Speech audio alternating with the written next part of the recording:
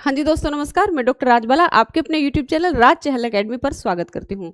मित्रों, जैसा कि आप जानते हैं कि हमारी हर रोज 5 बजे काव्य शास्त्र पर लाइव क्लास होती है, जिसमें रस संप्रदाय पर हम बहुत व्याख्यात्मक रूप से चर्चा कर चुके हैं और अभी हम अलंकारों पर चर्चा कर रहे हैं और अलंकारों से संबंधित भी ये 7वीं या 8वीं क्लास होगी मेरे ख्याल से।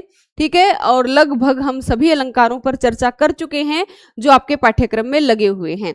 ठीक है, हमने कल बात की थी मानवीकरण अलंकार की, विभावना अलंकार की, उदाहरण और दृष्टांत, उत्प्रेक्षा इत्यादि। इन जो है ये जो अलंकार है इन पर हम चर्चा कर चुके हैं। विभावना अलंकार पर कल हमने चर्चा नहीं की थी। ठीक है, आज हम कुछ और अलंकार जो आपके पाठ्यक्रम में लगे हुए हैं उन पर चर्चा करेंगे। तो जितने भी विद्यार्थी हैं वो जल्दी से जल्दी लाइव कक्षा में आ जाइए ताकि आज की लाइव कक्षा हम जो है वो शुरू कर सकें। ठीक है, तो लाइव कक्षा में आने वाले सभी विद्यार्थियों का स्वागत है। देखिए, उदाहरण अलंकार और दृष्टांत अलंकार कल हम कर चुके हैं और कल मैंने आपको बताया था कि उदाहरण अलंकार और दृष्टांत अलंकार के अंदर क्या होता है, एक कथन होता है और दूसरे कथन के माध्यम से उस कथन की प्रामाणिकता को सिद्ध किया जाता है। ठीक है, और ये भी मैंने आपको बताया था कि उदाहरण और दृष्टांत में केवल इतना ही फर्क होता है कि उदाहरण अलंकार में जो है वो जैसे जिमी, जो इत्यादि वाचक शब्दों का प्रयोग होता है और दृष्टांत में ऐसा कुछ नहीं होता। बिंब प्रतिबिंब का जो भाव है वो क्या होता है, दृष्टांत अलंकार में होता है। ठीक है, आज हम बात करेंगे आपके पाठ्यक्रम में जो अलंकार लगा हुआ है विभावना। देखिए, विभावना, वी का मतलब होता है विशेष भावना, यानी कि विभावना अलंकार की क्या विशेषता है, जहां कारण न होते हुए भी कार्य को होता हुआ दर्शाया जाए तो वहां कौन सा अलंकार होता है, वहां विभावना अलंकार होता है। जहां कारण न होते हुए भी कार्य को होता हुआ दिखाया जाए तो वहां क्या होता है, विभावना अलंकार होता है। और इस विभावना के भी जो हैं वो कितने भेद होते हैं, 6 तरह के होती हैं। विभावना जो है वो कितने प्रकार की है, विभावना अलंकार के जो उपभेद है वो कितने हैं, 6 हैं। प्रथम विभावना, द्वितीय विभावना, तृतीय विभावना, चतुर्थ विभावना, पंचम विभावना और षष्ठ विभावना। इस तरह से जो है वो विभावना के 6 भेद हैं। ठीक है, और इसमें थोड़ा थोड़ा सा क्या होता है, अंतर होता है जिसको आपको समझना होगा। ठीक है, जैसे कि जो प्रथम विभावना है, ठीक है, वो शुद्ध रूप से विभावना अलंकार है। इसके अंदर पूरी तरह से क्या है, बिना कार्य के भी कारण होता हुआ दिखाया जाता है। जैसे क्या है, जैसे कि आप एक उदाहरण बहुत ही प्रसिद्ध है, बिनु पद चले, बिनु पद चले, सुने बिनु काना, सुने बिनु काना, बिनु पद चले, सुने बिनु काना। करही कर्म, मतलब करही बिनु करह कर्म विविध नाना, इस तरह की पंक्तियां हैं। ठीक है, कि पैर नहीं है फिर भी क्या है, चलने का काम हो रहा है। कान नहीं है फिर भी सुनने का काम हो रहा है। हाथ नहीं है फिर भी क्या किए जा रहे हैं, काम किए जा रहे हैं। यानी प्रसिद्ध कारण, अब कोई काम हम करेंगे तो उसके लिए हमें हाथों की आवश्यकता है। ठीक है, बिना हाथों के काम नहीं हो सकता। चलने के लिए पैरों की जरूरत है लेकिन काम हो रहा है। सुनने के लिए कानों की आवश्यकता है लेकिन कान न होते हुए भी सुना जा रहा है। तो ऐसी जगह पर क्या होता है, ऐसी जगह पर विभावना अलंकार होता है। एक प्रसिद्ध मतलब दोहा है कबीरदास का, बहुत ही प्रसिद्ध। जैसे वो क्या कहते हैं, निंदक नियरे राखिए, निंदक नियरे राखिए, आंगन कुटी छुआए, निंदक नियरे राखिए, आंगन कुटी छुआए,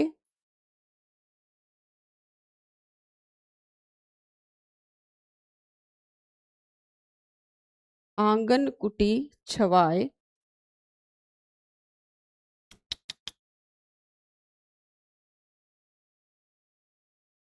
बिन पानी साबुन बिना, बिन पानी, बिन पानी साबुन बिना निर्मल करे सुभाई।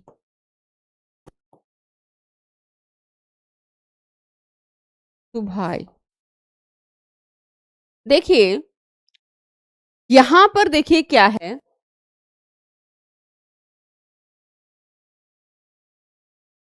अब कबीर दास जी क्या कह रहे हैं, आलोचकों को हमेशा पास रखना चाहिए। ठीक है, बिन पानी साबुन बिना निर्मल करे सुभाई।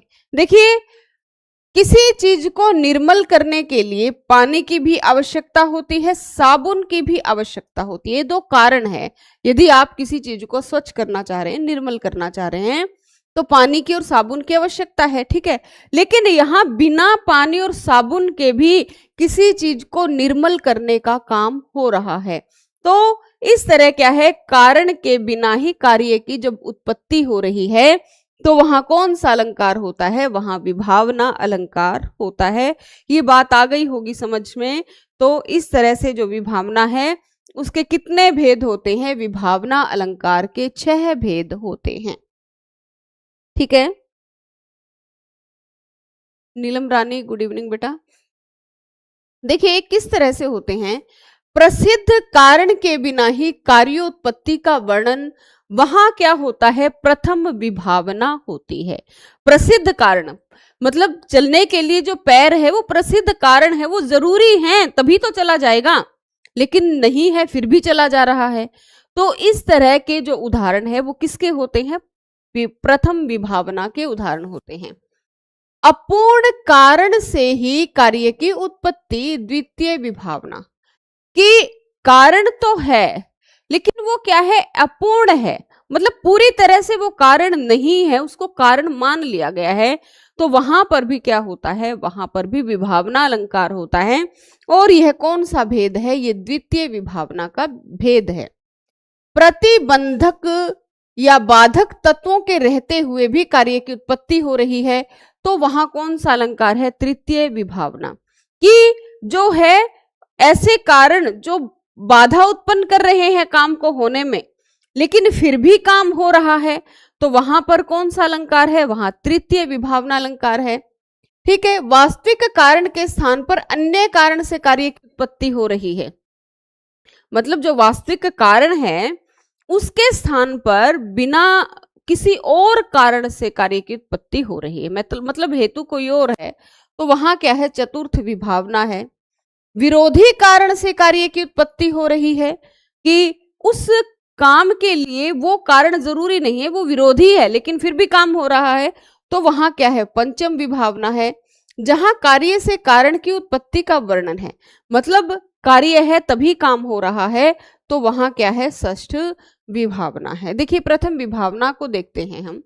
प्रसिद्ध कारण के बिना ही कार्य की उत्पत्ति, प्रसिद्ध कारण के बिना ही कार्य की उत्पत्ति, अभी जो मैंने आपको बताया, बिनु पद चले सुने बिनु काना, कर बिनु कर्म करे विधि नाना। ठीक है, बिना कानों के सुन रहा है, बिना पैरों के चल रहा है, बिना हाथों के काम हो रहा है, प्रसिद्ध कारण है ये, लेकिन उसके बिना भी काम हो रहा है, तो फिर क्या है, यहाँ पर प्रथम विभावना है। यदि केवल विभावना अलंकार आ जाए तो आपके लिए ये जो परिभाषा है ये आपको देखनी होगी। जहां प्रसिद्ध की बात आ जाए वहां क्या है, आपका प्रथम विभावना अलंकार है। ठीक है, आनन रहित सकल रस भोगी, बिनु वाणी वक्ता बड़ जोगी। अब वाणी के बिना कोई वक्ता कैसे हो सकता है, जबान ही नहीं है तो वक्ता कैसे हो सकता है। तो प्रसिद्ध कारण के बिना भी क्या हो रही है, कार्य की उत्पत्ति हो रही है, तो वहां पर कौन सा अलंकार है, वहां पर विभावना अलंकार है। ठीक है, अब ये देखिए, नाची अचानक ही उठे बिन पावस वन मोर। अब देखिए मोरों की क्या विशेषता है, मोर के नाचने के लिए प्रसिद्ध कारण क्या है, कि आसमान के अंदर बादल उमड़ते हैं तभी मोर नाचते हैं, लेकिन बिना पावस ऋतु के ही मोर जो है वो नाच रहे हैं। तो यहाँ पर क्या है, यहाँ प्रथम विभावना है, प्रसिद्ध जो कारण है उसके बिना ही कार्य की उत्पत्ति हो रही है। ये भी मैंने आपको बता दिया, निंदक नेरे राखिए आंगन कुटी छवाए। ठीक है, अब देखिए, हाँ, सखी इन नैनिनी ते घन हारे, बिन ही ऋतु बरसत निसी बासिर, सदा मिलत दो तारे। बिन ही ऋतु बरसत निसी बासर, बरसात ऋतु में ही जो है वो बारिश होती है, लेकिन यहाँ नैन जो है वो बिना ऋतु के बरस रहे हैं। प्रसिद्ध कारण के बिना ही कार्य की उत्पत्ति हो रही है। अब द्वितीय विभावना को समझिए। देखिए, द्वितीय विभावना, इसमें क्या है, अपूर्ण कारण से ही कार्य की उत्पत्ति हो रही है। अपूर्ण कारण तो है लेकिन वो पूरी तरह से नहीं है, अधूरा कारण है, तो भी जो है वो काम हो रहा है। जैसे काम कुसुम धनु सायक लीने, सकल भुवन अपने बस कीने, कि जो कामदेव है उन्होंने क्या लिया हुआ है, फूलों से जो बना हुआ धनुष है वो लिया हुआ है, और उसके माध्यम से संपूर्ण संसार को उन्होंने अपने वश में किया हुआ है। ठीक है, अब धनुष बाण से यानी शक्ति के माध्यम से, मान लिया अगर कोई आदमी सामने खड़ा है, हम उसको पिस्तौल दिखा दें तो वो आदमी हमारे इशारों पर नाचेगा। ठीक है, क्योंकि उसे मौत का डर है। लेकिन यहां पर तो जो है धनुष बाण नहीं है उस धनुष में। ठीक है, धनुष फूलों का बना हुआ है और फूल बरस रहे हैं उस धनुष से। मतलब क्या है, कारण तो है लेकिन वो कारण कैसा है, अपूर्ण है, लेकिन फिर भी कार्य की उत्पत्ति हो रही है। यानी कि जो कामदेव है वो फूलों के धनुष से ही संपूर्ण संसार को अपने वश में किए हुए हैं। फूलों का धनुष यहाँ पर किसका प्रतीक है, रति भावना का प्रतीक है, श्रृंगार भावना का प्रतीक है, काम जो लालसा है उसका प्रतीक है। ठीक है, तो फूलों के धनुष से ही संसार को वश में करने की बात हो रही है। ठीक है, जैसे अपूर्ण, अभी क्या बताया जा रहा है कि अपूर्ण कार्य जो है उसके बिना भी, अपूर्ण कारण है लेकिन कार्य हो रहा है। अब कारण तो है, ठीक है, कि जो है धनुष के माध्यम से किसी सामने वाले व्यक्ति को आप वश में कर सकते हैं, लेकिन फूलों का धनुष उससे तो वश में नहीं हो सकता। फिर भी यहाँ पर क्या है, कार्य की उत्पत्ति फूलों के धनुष से वश में किया जा रहा है। तो यहाँ पर क्या हो गई, आपकी द्वितीय विभावना हो गई। अब तृतीय विभावना क्या है, देखिए, प्रतिबंधक के होते हुए भी कार्य उत्पत्ति, मतलब बाधा उत्पन्न हो रही है, प्रतिबंध लगे हुए हैं, लेकिन फिर भी क्या है, काम की उत्पत्ति हो रही है, कार्य काम हो रहा है। ठीक है, नैना नेको न मान ही की तो कहो समुझाए, ये मुँह जोर तुरंग लो पेंचत हूं चली जाए। कि मेरे जो नैन है वो बिल्कुल नहीं मानते, मैंने इनको बहुत समझाया है, मुंह जोर तुरंग लो पेंचत हूं चली जाए, कि यहाँ पर क्या है, आंखें मान नहीं रही है, बाधक परिस्थिति है, फिर भी कार्य उत्पन्न हो रहा है। यानी कि फिर भी नायिका जो है वो मना कर रही है, लेकिन मना करने के बाद भी जो उसके नैन हैं वो जो है वो घोड़े की भांति जो है वो बढ़ते, मतलब तेज गति से दौड़ते जा रहे हैं। यानी कि जो अखियां हैं वो प्रियतम से जो है वो मिलाप कर रही हैं, नायिका के मना करते हुए भी। नायिका ये चाहती है कि नजरें ना मिले, लेकिन फिर भी मिल रही हैं, मतलब बाधक परिस्थितियां हैं, ना चाहते हुए भी जो है वो काम हो रहा है। तो वहां पर कौन सी विभावना है, तृतीय विभावना है। ठीक है, देखिए इसमें लाखन ओट करो किन घूंघट, चंचल नैन छिपे न छिपाए, कि जो है वो घूंघट का प्रतिबंध, बाधक है ना, अब आंखें हैं सीधी सीधी नहीं दिख रही। ठीक है, उनको मतलब आंखों को छिपाने के लिए क्या डाला हुआ है, नायिका ने घूंघट डाला हुआ है, लेकिन उसकी आंखें इतनी चंचल हैं कि फिर भी जो है वो मान नहीं रही है, वो प्रियतम से मिल ही जाती हैं। तो प्रतिबंध होते हुए भी क्या हो रहा है, काम हो रहा है।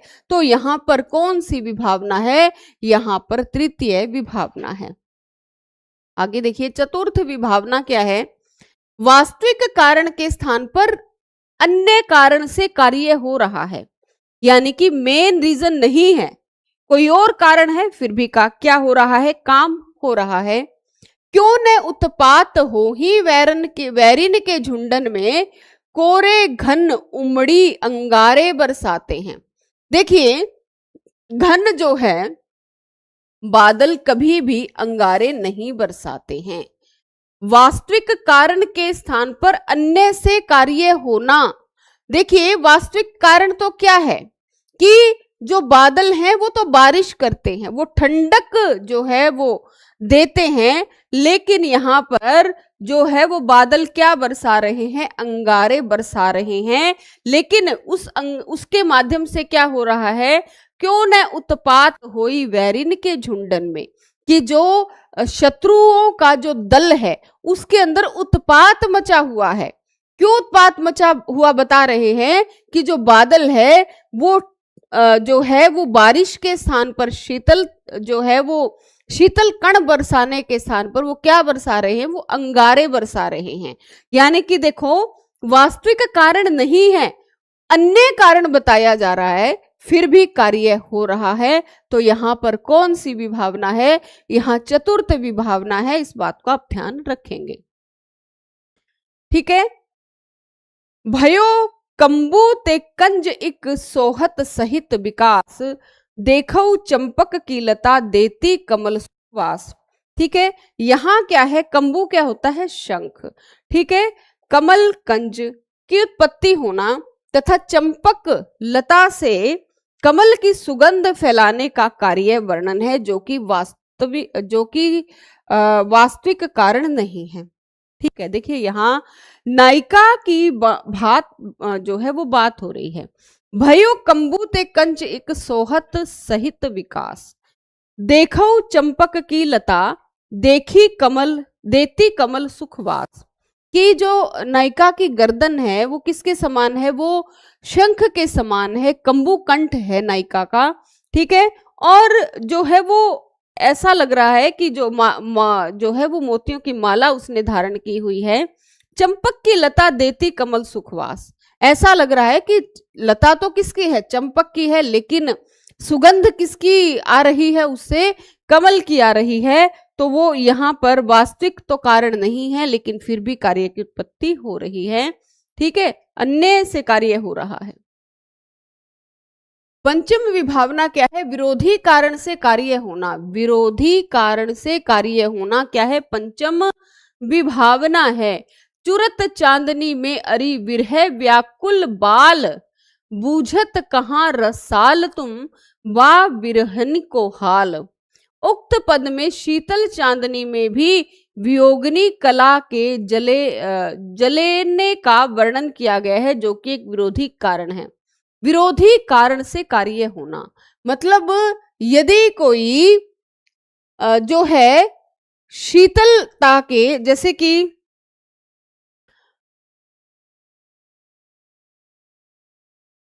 क्या है इसके अंदर कि पानी बरस रहा है और फिर भी उस पानी के बरसने के कारण भी यदि आग लगी हुई है मन में, यानी विरह भावना भड़की हुई है, तो वहां पर क्या है, विरोधी कारण है कि आग बुझनी चाहिए पानी से, लेकिन वो बुझने के स्थान पर वो विरह अग्नि को बढ़ा रही है।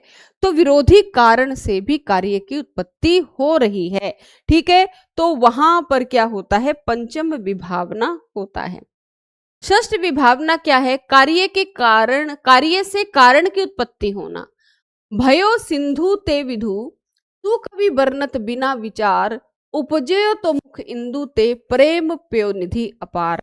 इसमें क्या है, कवि की कल्पना में मुख चंद्र से प्रेम सागर की उत्पत्ति का वर्णन किया गया है, जो कि कारण की उत्पत्ति होने का भाव सूचित कर रहा है। देखिए, नायिका का जो मुख है वो किसके समान है, वो किसके समान है, विधु के समान सुंदर है, चंद्रमा के समान सुंदर है। उस चंद्रमा के समान सुंदर मुख को देखकर जो नायक है उसके अंदर प्रेम भाव उमड़ रहा है, यानी कारण से ही कार्य की उत्पत्ति हो रही है। तो वहां पर कौन सा है, वहां पर षष्ठ विभावना अलंकार है, षष्ठी विभावना। ठीक है, तो देखिए, कमल जुगल से निकलता देखो निर्मल नीर, कमल से जल की उत्पत्ति का वर्णन हो रहा है। तो कारण है तभी कार्य हो रहा है। तो ये क्या है, षष्ठ विभावना है। इस तरह से आप बातों को समझेंगे। ठीक है, मुख्य क्या है, प्रसिद्ध कारण के अभाव में कार्य की उत्पत्ति जो है वो नहीं होती। तो प्रसिद्ध कारण के अभाव में कार्य हो रहा है, तो वहां पर क्या है, वहां विभावना अलंकार है, प्रथम विभावना अलंकार है। ठीक है, अपूर्ण कार्य के साथ मतलब अपूर्ण कारण है फिर भी कार्य हो रहा है, वहां क्या है, द्वितीय विभावना है। ठीक है, इस तरह से आप सारी चीजों को याद रखेंगे। एक विभावना का उल्टा होता है एक अलंकार, उसको हम थोड़ा जान लेते हैं, क्योंकि इसी के साथ यदि उसको हम पढ़ेंगे तो जल्दी समझ में आएगा।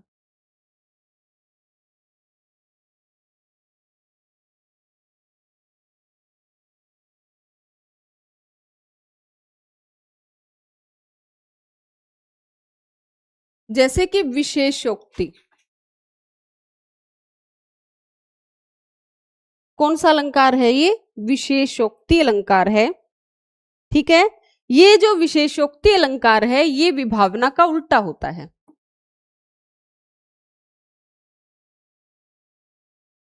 विशेषोक्ति अलंकार ये क्या होता है, विभावना का उल्टा होता है इसमें। ठीक है, मतलब कारण होते हुए भी कार्य नहीं हो रहा। ठीक है, विशेषोक्ति में क्या होता है, कारण होते हुए भी कार्य नहीं हो रहा,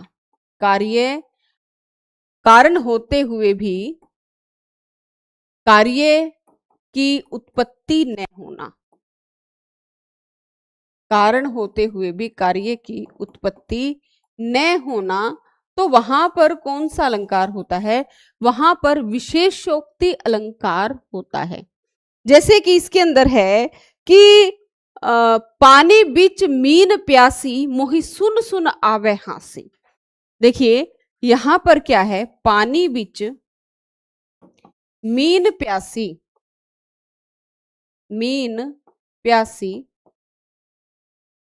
मोहि सुन सुन आवे हासी, मोहि सुन सुन आवे हासी। देखिए यहां पर क्या है कि मछलियां जो हैं वो पानी के बीच में रहती हुई भी क्या है, प्यासी हैं। और जो लेखक हैं या कवि हैं वो ये कह रहे हैं कि मुझे सुन सुन करके इस बात को हंसी आती है कि पानी अथाह पानी के बीच में रहने वाली मछलियां भी जो है वो प्यासी हैं। यहां देखिए, वैसे तो यहां पर क्या है, विशेषोक्ति अलंकार है यदि हम सीधी सी इसकी बात करें, लेकिन यहां पर बात किसकी हो रही है, यहां पर बात हो रही है कि जो नायिका की आंखें हैं वो विरहा भावना के कारण हमेशा जो है वो जल से आपूरित रहती हैं, यानी पूरी तरह उनमें पानी भरा हुआ है, पानी उनमें से बरसता रहता है। लेकिन प्यासी किसके अभाव में प्यासी हैं, उसे अपने प्रियतम के दर्शन नहीं हो रहे, उन्हें प्रियतम के अभाव के अंदर उसका जो नायिका का जो मन है वो पूरी तरह से प्यासा है, यानी तृप्ति नहीं हो रही है उन आंखों की अपने प्रियतम के अभाव में। तो इसी कारण से क्या है, वो आंखें उसकी प्यासी हैं, आंखों से नीर बरस रहा है लेकिन मन की प्यास नहीं बुझ रही है। तो यहाँ क्यों कौन सा अलंकार है, यहाँ पर विशेषोक्ति अलंकार है। देखिए एक और उदाहरण है इसका, देखो दो दो मेघ बरसते, देखो दो दो मेघ बरसते मैं प्यासी की प्यासी, मैं प्यासी की प्यासी।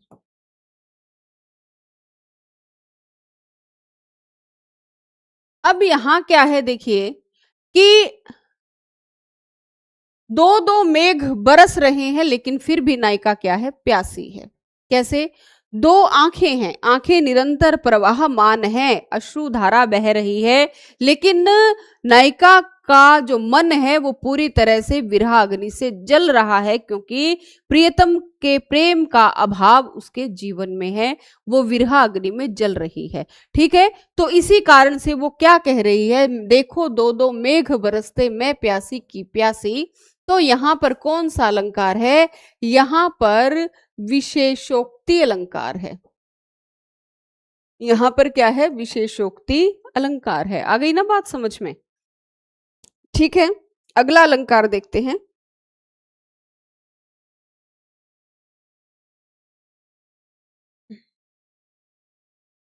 आगे देखिए, विभावना और विशेषोक्ति ये दोनों जो हैं एक दूसरे के विपरीत हैं।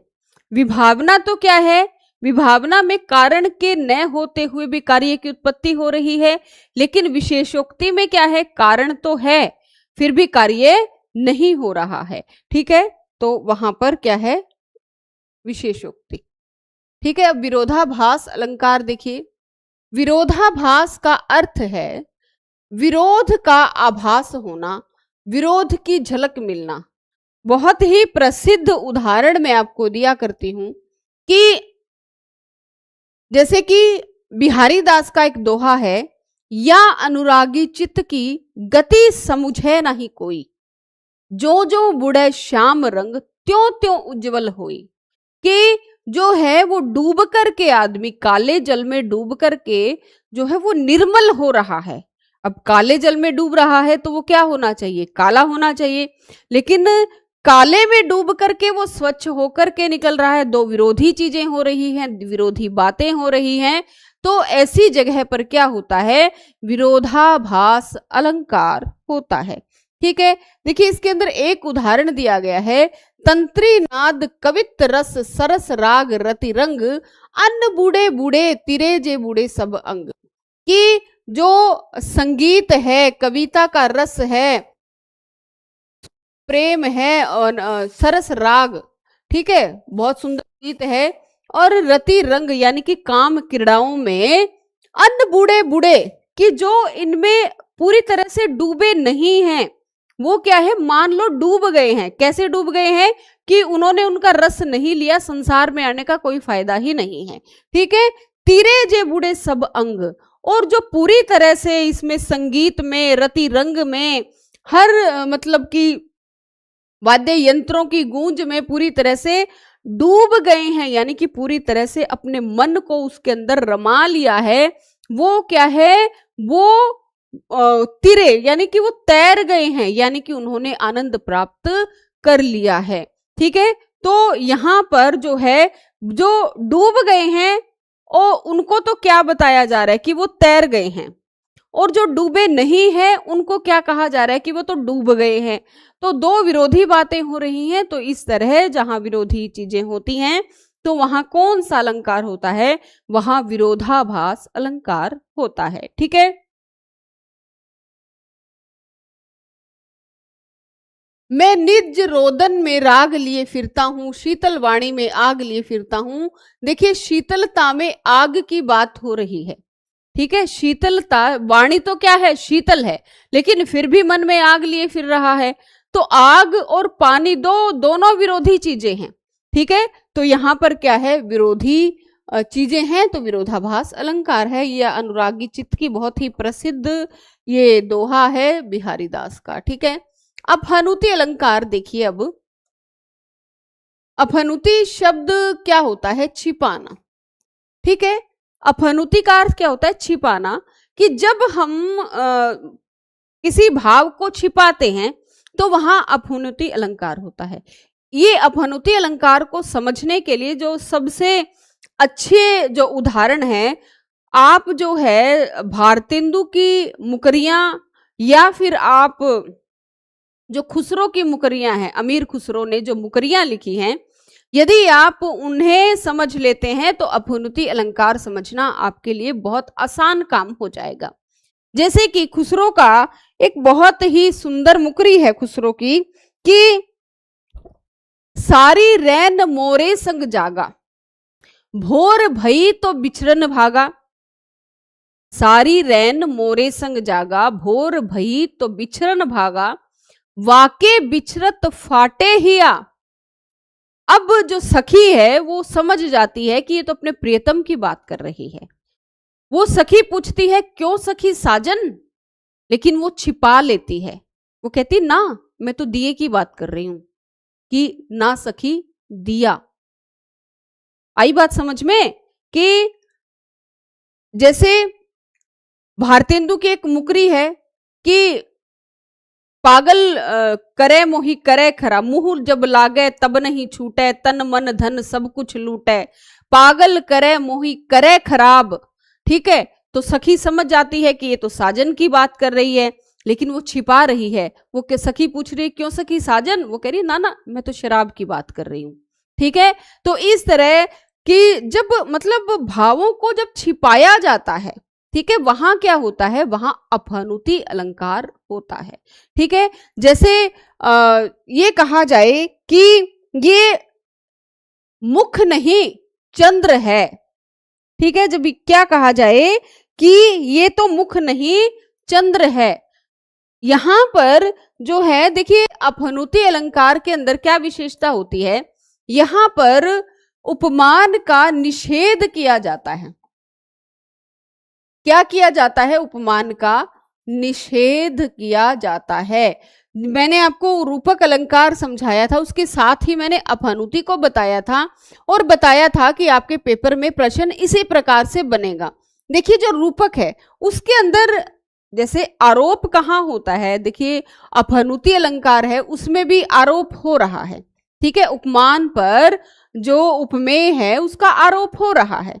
ठीक है, उपमेय पर उपमान का आरोप हो रहा है, सॉरी, और इसमें भी ऐसा ही होता है। ठीक है, अपहनुति में भी, लेकिन अंतर क्या है, जो रूपक अलंकार में है उसमें जो आरोप हो रहा है वो निषेध रहित आरोप है।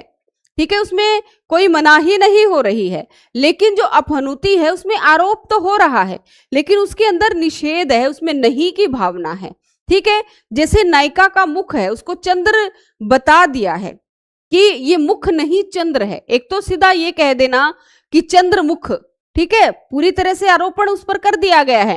एक ये कहा जाए उसके मुख को, उपमा तो ठीक है चंद्रमा से की जा रही है यहाँ पर भी नायिका के मुख की, लेकिन ये कहा जाए कि ये चंद्र मुख नहीं चंद्र है। ठीक है, ये क्या कहा जा रहा है कि नायिका का मुख नहीं, ये तो चांद ही है, तो नहीं हो रहा है, निषेध सहित आरोपण हो रहा है। रूपक में निषेध रहित आरोपण होता है, अपहनुति में निषेध सहित आरोपण होता है, नहीं न ऐसे शब्दों का इसमें प्रयोग होता है। तो आप समझ गए होंगे कि अपहनुति क्या होता है, यानी छिपाया जाता है, चीजों को नकारा जाता है, नहीं का भाव इसमें होता है। ठीक है, जैसे देखिए क्या है, जहां उपमेय का निषेध करके उपमान की स्थापना की जाती है वहां अपहनुति अलंकार होता है। इस अलंकार में न, नहीं आदि निषेधवाचक शब्दों का प्रयोग करके उनकी सहायता से उपमेय का निषेध करके उपमान का आरोप किया जाता है। जैसे ये कहा जाए कि मुख नहीं चंद्रमा है, वाक्य में नहीं शब्द के प्रयोग द्वारा मुख का उपमेय का निषेध करके उसमें उपमान का आरोप किया जा रहा है। वही बात है, बार बार मैं आपको बता रही हूं कि उसमें निषेध सहित आरोप, इसमें निषेध सहित आरोप होता है और रूपक में निषेध रहित आरोप होता है। दोनों में आरोपण ही किया जाता है उपमेय के ऊपर उपमान का।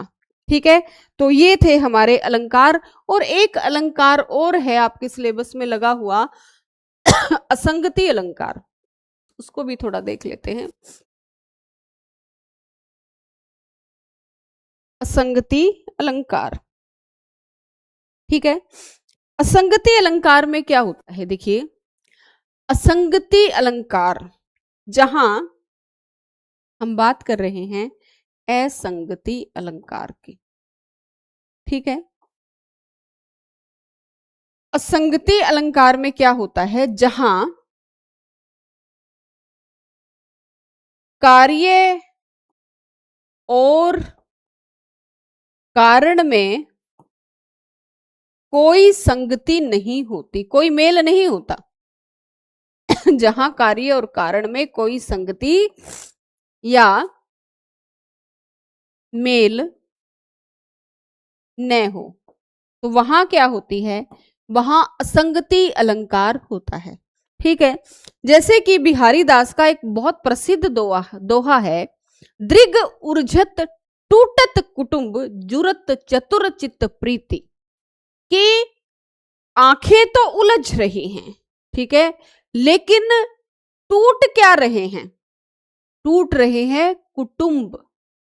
असंगति है ना, कि कारण जो है वो कोई और है, कार्य कुछ और हो रहा है, तो वहां पर कौन सा अलंकार होता है?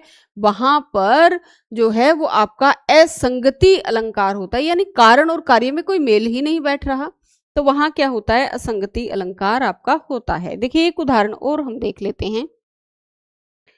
पलकू पीक, बिहारी दास का बहुत ही प्रसिद्ध एक दोहा है कि पलकू पीक अंजन अधर, पलकू पीक अंजन अधर, पलकू पीक अंजन अधर, पलकू पीक अंजन अधर, धरे महावर भाल, धरे महावर भाल, आजू मिले सो भली करी, आजू मिले सो भली करी, भले बने हो लाल, भले बने हो लाल। देखिए बिहारी दास का बहुत ही प्रसिद्ध दोहा है कि एक जो नायक है वो रति क्रिया करके आ रहा है कहीं से किसी और नायिका के साथ, और अपनी प्रेमिका के पास जब वो आया है, तो जो प्रेमिका है वो उसके ऊपर कटाक्ष कर रही है। वो क्या कह रही है? पलकू पीक, कि तुम्हारी पलकों पर जो है वो नायिका का पीक लगा हुआ है, अंजन अधर, और नायिका की जो काजल है वो तुम्हारे होठों पर लगी हुई है, धरे महावर भाल, और तुम्हारे माथे के ऊपर जो नायिका है, महावर यानी जो नायिका जो पैरों में लाल रंग लगाती है वो लगा हुआ है। वो कहती है कि क्योंकि देखिए जो है वो अंजन कहाँ होता है? आंखों में होता है, लेकिन यहाँ पर असंगति हो रही है। कहाँ लगा हुआ है? होठों पर लगा हुआ है। भाल पैरों पर लगा होता है, लेकिन ये कहाँ लगा हुआ है? माथे पर लगा हुआ है। ये संगति हो रही है ना। और पलकू पीक, पीक जो है वो मुंह में होता है, लेकिन यहाँ कहाँ लगा हुआ है? पलकों पर लगा हुआ है। ठीक है, पीक का मतलब जो पान का जो रंग है वो। आजू मिले सो भली करी, भले बने हो लाल, कि ठीक है बहुत दिनों बाद आज तुम्हें फुर्सत मिल गई मुझे मिलने की, लेकिन बहुत अच्छे लग रहे हो। ठीक है, यहाँ भले बने हो लाल, यहाँ पर एक अलंकार और है। देखिए यहाँ पर काकू वक्रोक्ति है। ठीक है, काकू वक्रोक्ति,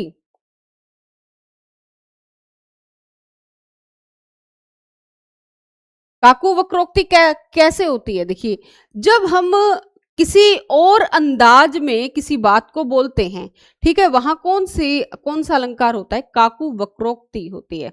जैसे कोई जो है वो बहुत सुंदर नहीं लग रहा और आप उसको देखते आज तो बड़ा सुंदर लग रहा है, मतलब क्या है कि आप कटाक्ष के माध्यम से जब अपने बोलने के लहजे को बदलते हुए जब किसी पर व्यंग्य करते हैं, तो वहां क्या होता है? काकू वक्रोक्ति होता है। ठीक है, काकू, काकू का मतलब होता है ये जो कंठ है, जो गला है, यानी कि जब उस गले की टोन को बदलते हुए जब आप जो है वो वक्रोक्ति का मतलब क्या होता है? टेढ़ा कथन, व्यंग्यपूर्ण जब आप बात कहते हो अपनी अपनी टोन के माध्यम से, ठीक है, तो वहां कौन सा अलंकार होता है? वहां काकू वक्रोक्ति अलंकार होता है। आई बात समझ में?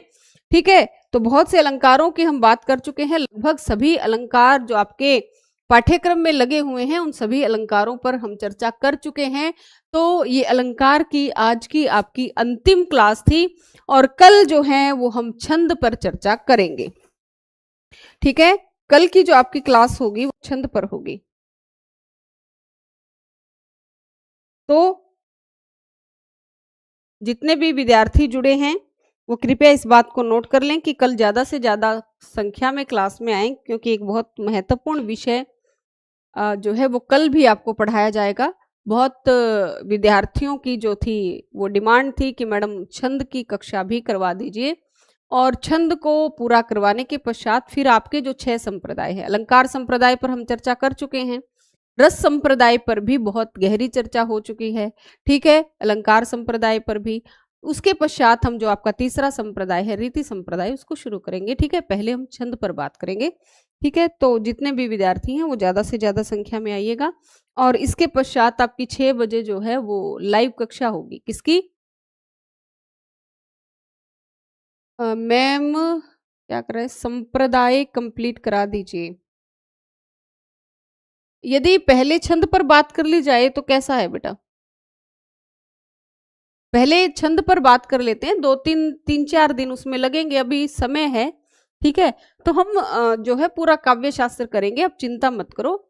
एक बार छंद का टॉपिक निपटा लेंगे तो उसके पश्चात हमें ये रहेगा कि ये हो गया, अब सिर्फ संप्रदायों पर बात करना शेष रह जाएगा, ठीक है। तो कल ज़्यादा से ज़्यादा संख्या में आइए, और इसके पश्चात 6 बजे आपकी लाइव क्लास होगी।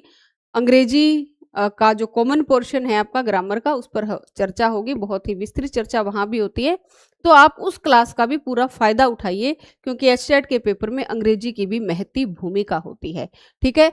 तो आज के लिए इतना ही, मिलते हैं कल 5 बजे छंद की कक्षा के साथ। धन्यवाद।